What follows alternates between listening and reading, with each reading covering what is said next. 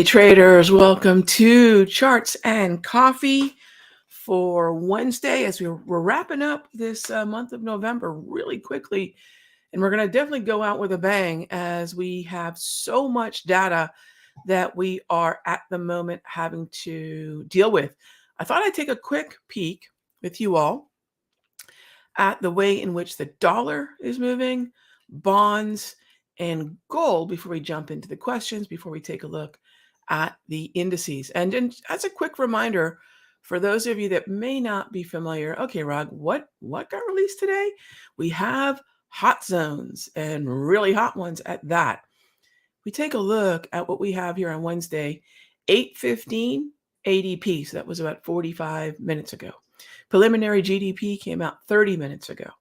So jobs and then growth. Now, I would say the growth number is really not that big a deal. The 2.9 is a good number. It's higher than expected. And that is not going to deliver bullishness in equities. And that's where a lot of traders still might be a little bit uncertain about what good data means. If we're expecting a 2.8 GDP and the previous was 2.6, and we print, as we did, a 2.9, that is good news. And in this environment for equities, good news, right? Good news is not bullish for the markets. And that's why we see some weakness since 8:30. By the way, ADP has to be considered a miss. That would generally be bullish. So at 8:15, we would have seen a little bit of a move higher. And then 15 minutes later, GDP, whoosh, we start moving lower. We still have another jobs number to come in the jolts at the top of the hour. That means for us day trading, we're going to be day trading in the Sector Secrets Mastery Room today. And that jolts number is going to come right at the end of the clearing period, the opening range. And that jobs number and pending home sales will be waiting for us at the top of the hour. And if that isn't enough, we've got crude oil inventories at 10:30 Eastern. And then boom, here comes Powell due to speak about economic outlook, inflation, the labor market at the Brookings Institute. Gang, is that a hot zone? Absolutely. Is it as hot as tomorrow's hot zone with the core PCE going to be? Probably not. All eyes are on non-farm. My eyes are on PCE. Inflation has been moving the market in a much more significant way in terms of scale than jobs have. So between jolts and the GDP and non-farm payroll, PCE is the big number this weekend. So tomorrow at 8:30 is going to be a big one. And I will probably be, my Sector Secrets folks will probably schedule an 8:30 to about 8:20 to 8:50 session. So if you're in the Sector Secrets Mastery Room and you want to see how we use things like the HPMR to not only track, but possibly trade what the reaction to that PCE is going to be. We'll do that tomorrow, 8:20 to 8:50 Eastern, right in front of Charts and Coffee. All right. So with that being said, I think a lot of you can see we've got a lot going on. So let's do this. Let's jump into the questions. And first up, all right, Princess, do I know if there are legal requirements for becoming a portfolio manager? Oh gosh, yes. I mean, the minute you're going to manage somebody else's money, I'm not an expert, I'm not an attorney, I'm just a retail trader. So, but from what I understand, Prince, yes, of course. From whether it be power of attorney or when you're commingling funds, there's all sorts of. But as far as close friends and family, I really don't know, Prince. But I would say when it comes to money, even if it is friends and family, you probably want to make sure everyone's very clear on what's going to happen. And I would recommend, but I really don't know. My experience has been yes. I mean, when you're managing money, you should really speak to someone who knows better on these topics. But whether it's power of attorney or whatever, but yes, generally speaking, yes. All right, next up, let's see. Trader Momo says, Trader Momo, I'll be frank, I don't give a rip what anyone on TV has to say. I don't pay any attention. in all due respect to you, but I don't give a rip about what anybody says on TV. Whatever the news is, okay, whatever the news is, pull up that market. Take a look at how it's behaving, okay? If the folks on TV actually knew what they were doing, they'd be trading. I know salty Raghee is showing up, but I do not care at all unless it's Kapow or a hedge fund manager who could move the market. I don't care what the fund manager has open, but they can move the market. I'm only interested in people that can move the market. And then I'm going to go back to the charts to see how they're moving it. So if you ever read any headline, go back, take a look at what the reaction to that is. Because remember, news isn't necessarily timely. What do I mean by that? When someone's talking about something on television, doesn't mean that it hasn't already been discounted. Meaning, maybe this isn't that big a unknown, right? So I hope that makes sense. Go back and take a look at the Treasury market, look at bonds, look at notes. I've got to, excuse me, look at bonds, look at notes, and see what the reaction is. Okay. All right. Next up, XLE. What else do we have? XLE. Hey there, Sam. XLE for a swing. Yes. And this is a trade on my cards on the table that we've already built. And I believe this was for, it's kind of a blur right now. We'll be talking about this in the Sector Secrets Mastery because we have our double header session like we have every Wednesday coming up. But this was a trade in our volume decoded class from live trading. So yes, I've already got a long position there. Double green, buy the dip, like it a lot. Good eye. Yeah, absolutely. Any thoughts on a long position daily chart in cotton or coffee? I haven't looked at either. I'll tell you what, Rocky, this is going to be the first time I look at both of them right now. So please keep that in mind as I do some analysis. I don't have any skin in the game here. So if we're taking a look at cotton, right? So we'll pull up cotton here and look at the structure of cotton. And what do I have here in cotton? Wow. Then your thoughts on a long position. I was looking at maybe a 1, 2, 3, but I think it's taken too long. Yeah, it's borderline taking too long. So that's no good. It's a sideways market, Rocky. So overbought, oversold. I look at a -2 standard deviation, maybe an oversold stochastic. Why? -2 standard deviation is volume support. Oversold stochastic is price-based support. And I would wait for that on cotton. And then the other question is coffee. Sure. So coffee futures. Oh, coffee's in a downtrend. So this one's easy, Rocky. Take a look at the structure of the lower row. You can see here the lower row of the multi-trend. See that red, red, red, red, red? That is a short the rip and short the rip only. All right. So thanks for the questions. Got rid of all my charts. Didn't mean to do that. All right. Next up is Zion Spear asks, looking for dip buys in XLV. Okay, so let's go to the wave layout where I'm playing trends, which we have. We have a trend on XLV, which is great because what that means is we can start looking at buy the dip, just as you said. And XLV itself is valid. I'd keep an eye on the 21 propulsion. And then in terms of the individual stocks, let's open up the multi-chart here and take a look at it. And you're looking at Lilly and Amgen? Sure. So if we're looking at Lilly and Amgen, Amgen's in a double green, Lilly's in a double green. The only few things, and the most troubling non-uptrend in XLV is the UNH. That's number one weighted. Johnson & Johnson and UNH are your heaviest weighted stocks in this sector. Everything else is moving higher. So XLV would be a great way to try to capitalize on those 4, 5, 6 boats that are heavily weighted in this. Amgen's further down the list, which is fine.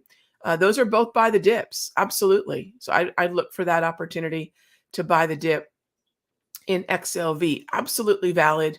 And I love when the stocks are moving with the sector. I love when the boats are moving with the tide. All right, so moving on to our next question. Neon, watch John's video on silver. You know, it's really funny.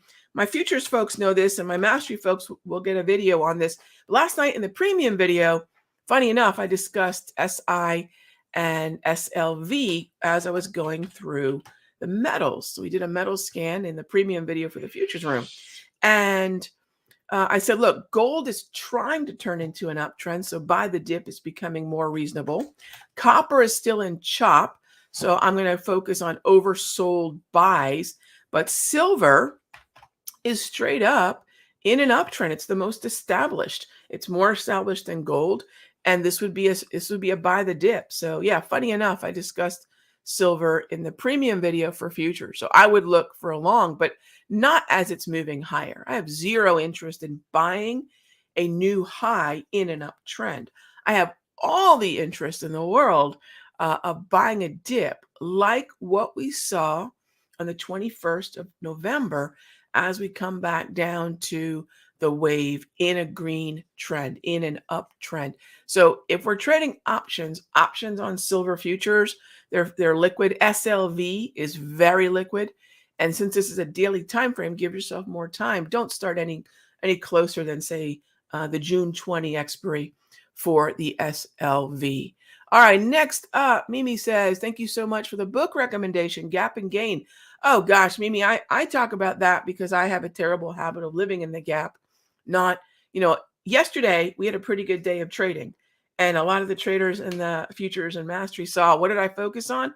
I focus on losses. And I on one hand have been rewarded well as a trader for focusing on losses. And I think that it serves the community the best when I focus on how to manage risk and how I deal with loss. Because my mind, I'm supposed to win. We had a short in the NASDAQ yesterday. That was a great position. But rather than look at that trade and throw sort of confetti on ourselves, I go back and say, where could I have traded better? What did I miss on, say, we took a short in the 6E, which ultimately worked, but it stopped us out first. So I look at, where was my timing incorrect, things like that. So that's that Gap and Gain.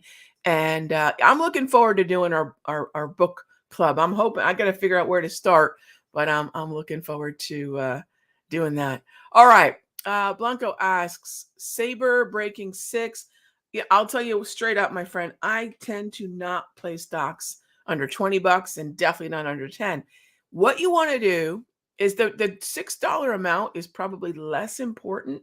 My advice is always this. If you're going to wander into inexpensive stocks, inexpensive defined by me, my idea of that is under 20 and especially under 10. It is almost exclusively a volume game. It's size that we're tracking. And you can see there, when you look at SABR, what we have here is we're just above the point of control. Yes, just above the point of control. I like that area around 520. So I'm really less interested in whether or not we break 6, which I don't believe is really that big a deal. Although you can see some size at 603.6. It's going to be much more important to me that we break see how it 1, 2, 3. Here's a 4th time we're coming up at the -1 standard deviation on the V-score, which is a volume read. And based on that, that's going to be far more important. It's going to be far more important that we break that level, that volume level. Now, will that coincide with the Darvis sitting at about 6? Probably. So yes, not because 6 is important, but because it's coinciding with volume. Keep an eye on that. All right. Next up, thinking about ENPH for a quick move to maybe 318. Okay. ENPH, it's not in an uptrend. So frankly, as we get to about 318, 320, and actually my specific number is going to be closer to 317 to 325, this is increasingly overbought. This is increasingly near resistance, which seems to be waiting right around the +2 standard deviation of the VWAP and previous highs. Obviously, you can see there with the Darvis, the automated support and resistance that we use to look at previous turning points of the market to see what's most likely going forward. Darvis is really cool because what Darvis allows us to do is look at levels that were important before and then presume that if there is, especially if there's volume corresponding with that, there's probably going to be a reaction once again in that area. So that's why I do not like projecting support and resistance, but rather using Darvis to see what we've done when we've been in this area before. And whether we get up there or not, Chris, I'll be straight up, I don't know, because there's no path of least resistance in terms of the trend. What you do have in your favor, though, is bullish momentum. If we get up there, I would be looking for a short, possibly overbought short, and or long puts. All right. What is the best setup to find stocks for a squeeze play? Patrick, I don't know if you mean squeeze as in short squeeze or squeeze as in our the squeeze indicator, John Squeeze. For me, it's always a neutral market, and neutral markets are going to be found in two ways. One, yellow trend, yellow momentum, ideally as well. So yellow over yellow is great. Neutral, neutral. And two, I like to see at least 4 blue grab candles in a row. All right. Next up, are there instances when I avoid trading? Yeah, absolutely. I have do not trade days. Will I not trade today? Benny, here's the thing. Day trading for me is 7 to 9:30, 9:30 to say 10:35 or even 11:30. Then I don't trade between 11:30 and 1:35. So my day trading would be affected by Kapowell, but not necessarily my morning session, my morning window. And then longer term, daily time frame, I love events like that. Because if I'm looking to close the distance on a trade that I want, that kind of volatility can do it. But the daily, if we think of time frames like shock absorbers, a 5-minute time frame doesn't have a lot of travel in the suspension, right? Any of you that like to be off-road, there's not a lot of travel in that suspension. You're going to bottom out pretty quick. However, if we're dealing with a daily, now I have a whole lot more travel. I have a whole lot more ability to handle sort of rough terrain, aka volatility. And that daily is going to be especially suited for those type of events. I don't want to day trade them, not enough travel in the suspension, unless I've got something like the hourly price movement range, which is going to give me a much better idea of what we typically see that time of day. And I can have a better feel for potential opportunities based on historical volatility. All right, next up is where do we go to see when reports come out? Mimi, I like Forex Factory a lot. That's usually my preference. forexfactory.com.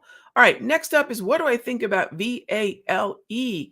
Hey, Bob, we talked about this one the last couple of days of the. So yeah, in the wind down for the live trading of the volume decoded class, we started getting into the way that I scan the market through multi-charts of SLX and XME, and I do like stocks like VALE and RIO, and VLE was one that we set up for a buy. And unfortunately, I mean, this is what we were expecting for it to do, not the gap up, but move higher, but we did not get our fill. So I take a lot of solace in knowing that we were on the right side of momentum and trend, but we did not get our trigger. But I'm sure I'll be looking to build this one up again, but now over in the Sector Secrets Mastery Room, now that the class is done. All right, gang, speaking of done, stick a fork in me. Our show is wrapping up. Thank you as always for caffeinating and dominating with me every morning